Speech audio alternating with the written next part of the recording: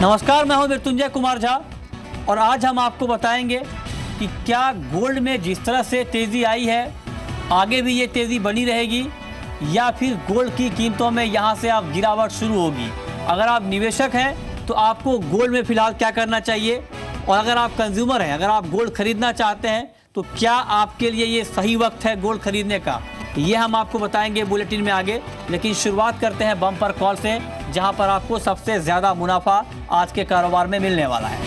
आज की पहली बम्पर कॉल जहां पर आप ट्रेड कर सकते हैं, मुनाफा कमा सकते हैं। कच्चा तेल, और कच्चे तेल में 3400 के भाव पर बाई करिए। 3490 का टारगेट होगा, 3350 के स्तर पर आप स्टॉप लॉस लगाएं। दूसरी महत्वपूर्ण कॉल जहां पर आप कमाई कर सकते हैं, मुनाफा कमा सकते हैं इंट्राडे में, ये हम आपको बता रहे हैं कपास, और कपास में एसएनसी कॉर्पोरेट का व्यू है कि आप 1005 पर बेचें। 985 का टारगेट होगा, 1015 के स्तर पर आप स्टॉप लॉस लगाएं। तीसरी महत्वपूर्ण कॉल जहां पर आप ट्रेड करके मुनाफा कमा सकते हैं, ग्वार सीड में 4035 के स्तर पर आप बाई करिए।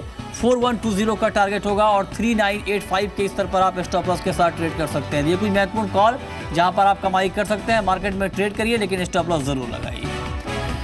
चलिए आगे बढ़ते हैं और सबसे पहले बात कर लेते हैं आज की बड़ी खबर की। जी हाँ, गोल्ड और सिल्वर की कीमतों में जोरदार तेजी आ गई है। आपको बता दें कि इस हफ्ते एमसीएक्स पर सोना करीब 600 रुपए तक महंगा हो गया है। चांदी में इस हफ्ते यानी 4 दिन में 1000 रुपए प्रति किलो से ज्यादा की तेजी आई है।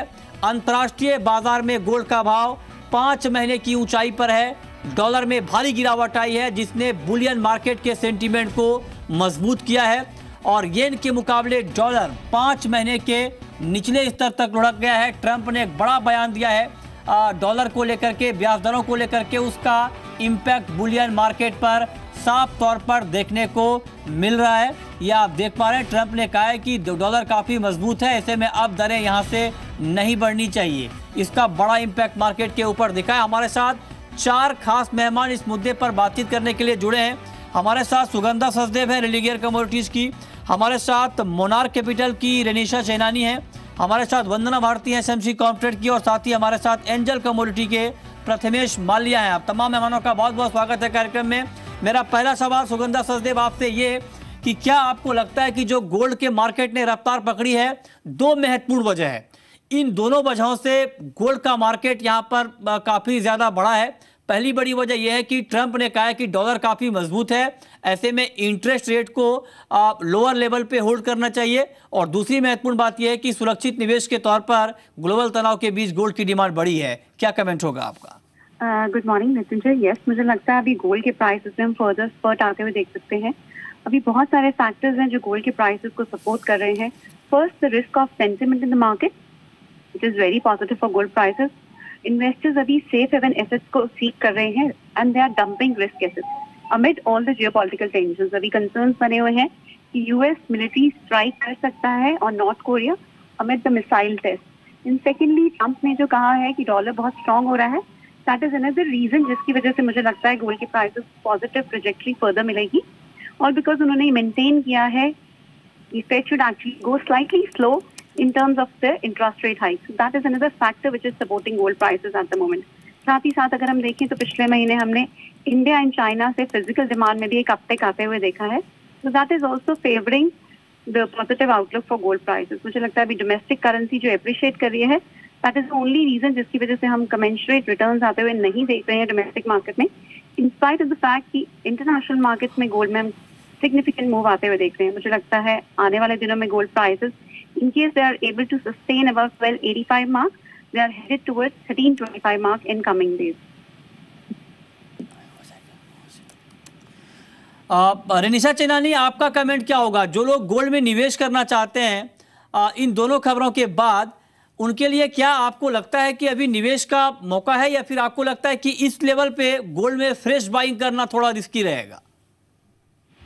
हाँ Mrityunjay, good morning. Yes, I think जिस तरह से रिस्क ऑफ सेंटिमेंट बना हुआ है मार्केट में एंड जिस तरह से हम जियोपॉलिटिकल टेंशन भी देख रहे हैं, मुझे लग रहा है कि gold can continue its up trend in the near future. तो ये जैसे अभी न्यू पोजीशंस बनानी है, they can make it at current levels around 50% because prices are so much overbought. And थोड़ा अगर डिप्स मिलता है अराउंड $1,250 से तो और भी पोजीशंस ऐड करनी चाहिए. I think gradually prices are moving towards $1,300 and $1,300 का रेजिस्टेंस क्लियर होता है तो we could see prices going to 1,350 in coming month. तो ओवरऑल ये पॉजिटिव सेंटीमेंट बना रहेगा and buy on discount advice रहेगा. ओके, प्रथमेश मालिया, आपका कमेंट क्या होगा गोल्ड के ऊपर? क्या आपको लगता है कि इंट्राडे में, अगर इंट्राडे की बात करें तो क्या इंट्राडे में, हालांकि गोल्ड के लिए दो तरह की खबरें हैं एमसीएक्स गोल्ड के लिए, एक तो अंतर्राष्ट्रीय बाजार से पॉजिटिव सिग्नल मिला है, लेकिन चूंकि रुपया मजबूत है इसलिए मार्केट बहुत ज़्यादा रफ्तार नहीं दिखा पा रहा है, तो एमसीएक्स गोल्ड के ऊपर क्या कमेंट होगा आपका? देखिए, मैं ये समझता हूँ कि गोल्ड में बाई करके ही चलना चाहिए. हालांकि काफ़ी हाई पॉइंट पे आ गया है तो ये इस पर्टिकुलर भाव पे चढ़ना नहीं चाहिए. मैं ये समझता हूँ कि कोई भी डिप्स आती है 29,100 के आसपास तो ये बाई करना चाहिए गोल्ड में. ऊपर में आपको स्टॉप लॉस रहेगा 28,950 का. ऊपर में आप 29,400 500 जल्दी देखने को मिल सकता है आपको. ओके, ठीक है. वंदना भारती, आपका व्यू क्या होगा? क्या आपको लगता है कि गोल्ड में 29,500 29,600 के टारगेट के लिए बाई करके चलना बेहतर रहेगा? मृत्युंजय, जो भी एनवायरनमेंट बना है गोल्ड का वो अचानक से पॉजिटिव हुआ है, चाहे वो नॉर्थ कोरिया या चाइना ने जो स्ट्रिक्ट अभी चाइना ने एक्शन लिए हैं नॉर्थ कोरिया के खिलाफ, या फिर अब जो ट्रंप का स्टेटमेंट आया है कि इंटरेस्ट रेट हाइक नहीं होगा. तो ये सारे जो समीकरण है ये यही बता रहे हैं कि प्राइसेस जो हैं वो ऊपर की साइड ही रहेंगे. $1,260 $1,255 का हम रेजिस्टेंस की बात कर रहे थे, हालांकि वो एज ए सपोर्ट अब काम कर रहे हैं. मेरे ख्याल से आने वाले समय में $1,300 के ऊपर गोल्ड को स्टे करना चाहिए. इंट्राडे में मुझे लग रहा है कि प्राइसेस जो है वो थोड़े और अपसाइड यहाँ पे आ सकते हैं क्योंकि डॉलर इंडेक्स में एक रैली जो है वो टायर्ड लग रही है और मुझे लग रहा है थोड़ा सा करेक्शन भी हो सकता है डॉलर इंडेक्स में. तो मेरे ख्याल से 29,450 29,500 तक का जो लेवल है वो अचीव हो सकता है. लेकिन अगर किसी को शॉर्ट टर्म में या मिड टर्म यहाँ पे इन्वेस्ट करना है उनके लिए सलाह ये रहेगी कि एक करेक्शन मुझे लग रहा है कि आ सकता है 29,100 से 28,800 के बीच में. उस लेवल पे बाय करें और टारगेट जो रहेगा वो मेरा 30,000 से ऊपर का रहेगा. ठीक है. सुगंधा, अब हमने निवेशकों की बात कर ली कि निवेशकों को क्या करना चाहिए, लेकिन जो लोग जो कंज्यूमर हैं जो गोल्ड खरीदना चाहते हैं, क्या उनके लिए अभी सही वक्त है? आगे दाम बढ़ने की संभावना है स्पॉट मार्केट में भी, या फिर आपको लगता है कि थोड़ा वेट करना चाहिए, कुछ करेक्शन दिखेगा? है यहाँ पे भी डेफिनेटली बाइंग कर सकते हैं बिकॉज यहाँ जो जियोपॉलिटिकल टेंशंस हैं वो गोल्ड के प्राइसेस को काफी अंडरपिन करेंगी. बट यस, अगर हम ओवरऑल लॉन्ग टर्म पर्सपेक्टिव की बात करें तो डिप्स पे मैं स्टैगर्ड बाइंग की एडवाइस दूंगी. करंट लेवल्स पर कुछ हद तक बाइंग करें and then wait for some more dips towards 28,500 level और वहां पे फर्दर बाइंग कर सकते हैं. So do not buy all in one go, wait for some decline and add on. ठीक है. रेनिशा, आपके हिसाब से क्या करना चाहिए? कंज्यूमर को अभी गोल्ड खरीदना चाहिए या वेट करना चाहिए? मतलब जैसे मैंने पहले कहा कि ये 50% बाइंग करंट प्राइसेस पे की जा सकती है and 50% on dips around $1,250 and वो कंसेक्यूटिवली एमसीएक्स पे 28,500 के लेवल्स रहेंगे तो वहाँ पे एक्यूमुलेट किया जा सकता है. तो ओवरऑल ये जैसे सुगंधा ने कहा कि we all agree at the same point that current prices are also good to enter because rally जिस तरह से अभी स्टार्ट होगी it will not lose steam and अगर 1,300 लेवल का रेजिस्टेंस क्लियर होता है तो definitely we can see prices going heading towards 1,350. तो ये अपॉर्चुनिटी भी मिस नहीं करनी चाहिए and we get the tips that would be also good level two buy again. Okay. Prathamesh Maliya, long term trader को, लॉन्ग टर्म इन्वेस्टर को gold में अभी किस तरह की रणनीति बनानी चाहिए? जो अंतर्राष्ट्रीय स्तर पर डेवलपमेंट हो रहा है, चाहे वो जियोपॉलिटिकल टेंशन हो, चाहे वो ट्रंप का बयान हो, इन सबको देखते हुए लॉन्ग टर्म व्यू क्या रखना चाहिए गोल्ड के ऊपर? देखिए, लॉन्ग टर्म में as it is Indian markets में वैसे सेंटिमेंट्स तो गोल्ड कोई बेचना नहीं चाहता, हमेशा सब बाय करना ही चाहते हैं. तो एडवाइजेबल यही रहेगा कि जो भी डिप्स आती है टुवर्ड्स 29,100 28,700 या फिर 28,500 ये सारे लेवल्स पे एक्यूमुलेट करना ही काफ़ी अच्छी स्ट्रेटेजी बनती है. ऊपर में 29,500 अगर निकल जाता है तो फिर 30,000 का जो भाव है वो जल्द से ही आपको देखने को मिल सकता है गोल्ड में. तो एडवाइज ये रहेगा कि आप बाय साइड में स्ट्रेटेजी बना के रहे, सेल साइड के ऐसे कोई इंडिकेशंस नहीं दिखाई दे रहे हैं. ओके, ठीक है. चलिए, बहुत बहुत शुक्रिया रेनिशा चेनानी आपका और सुगंधा आपका भी हमसे जुड़ने के लिए, बताने के लिए कि गोल्ड में आगे का व्यू क्या रहेगा। तो काफ़ी तेज़ी आई है और गोल्ड के साथ साथ सिल्वर की चमक भी बढ़ी है। चांदी में भी हफ्ते भर में 1000 रुपये से ज़्यादा की तेज़ी आई है। चांदी के ऊपर वंदना भारती क्या व्यू होगा आपका, और चांदी में क्या 45,000 का लेवल आप मीडियम टर्म में देख रही हैं? मृत्युंजय, मुझे अगर लग रहा है कि अगर गोल्ड और सिल्वर में बेहतर कौन सी कमोडिटी होगी, तो गोल्ड में बहुत रनअप आ गया ऑलरेडी और 30,000 के करीब है। चांदी में मुझे लग रहा है कि रनअप जो आना है वो अभी बाकी है, हालांकि हम लोगों ने देखा है लोअर लेवल से बाइंग आते हुए। मुझे लग रहा है कि यहाँ पे 44,000 तक का जो लेवल है वो चांदी में आ सकती है। बेस मेटल में थोड़ी गिरावट थी जिसकी वजह से हम लोगों ने एक लिमिटेड भी नहीं कह सकते, लेकिन जितना उछाल आना चाहिए उतना आया नहीं। मेरे ख्याल से चांदी में यहाँ पे ऐड ऑन करना चाहिए पोजीशंस को और 44,500 तक का टारगेट लेके चलना चाहिए। जो स्टॉप लॉस यहाँ पे मेंटेन करना होगा वो 41,000 का होगा और इस कॉल के लिए ड्यूरेशन जो है वो करीब 1 महीने की होगी। प्रथमेश माल्या, चांदी के ऊपर, सिल्वर के ऊपर आपका फंडामेंटल व्यू क्या है? क्या आपको लगता है कि जिस तरह से चांदी का परफॉर्मेंस हाल के दिनों में रहा है, ऐसे में 45,000 का लेवल बहुत दूर नहीं है और उस टारगेट को ध्यान में रखते हुए हर डिप पे, हर करेक्शन पे एक बाइंग की रणनीति बनानी चाहिए?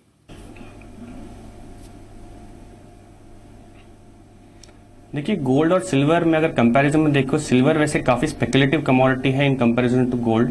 सो इन दैट सेंस अगर आप सीएफटीसी की पोजीशनिंग देखोगे लास्ट 4 हफ्तों में काफी बढ़ोतरी हुई है। जो रीसेंट सीएफटीसी के नंबर है और 93,000 कॉन्ट्रैक्ट्स का नेट लॉन्ग बिल्डअप है। तो ये अगेन एक इंडिकेशन है कि सिल्वर में भी यहाँ से आने वाले टाइम पे तेजी देखने को मिल सकती है।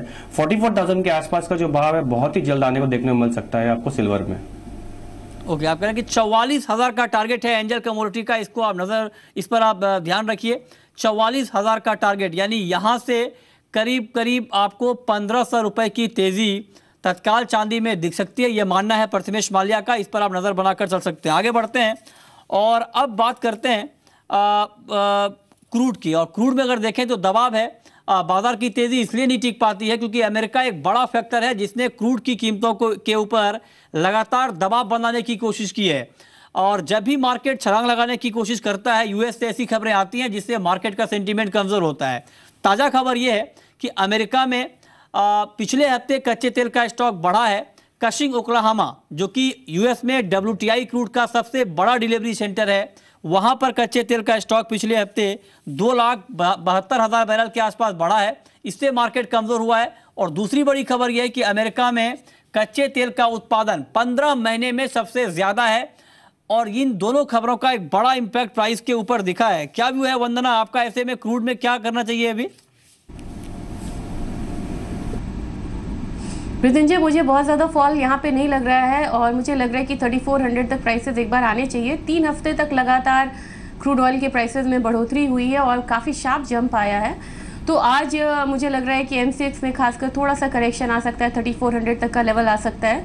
हालांकि जिस तरीके से 12 हफ्ते लगातार रिग काउंट्स बढ़े हैं यूएस में, वो एक बेयरिश इंडिकेशन दे रहा है। लेकिन साथ में अभी जिस तरीके से सऊदी अरेबिया कह रहा है कि वो अप्रैल तक जो प्रोडक्शन कट है उसको यहाँ पे कंटिन्यू करेगा, इस महीने का भी उसने जो अनाउंसमेंट किया है, इसकी वजह से लग रहा है कि प्राइसेस में जो डाउनसाइड है वो लिमिटेड हो सकते हैं।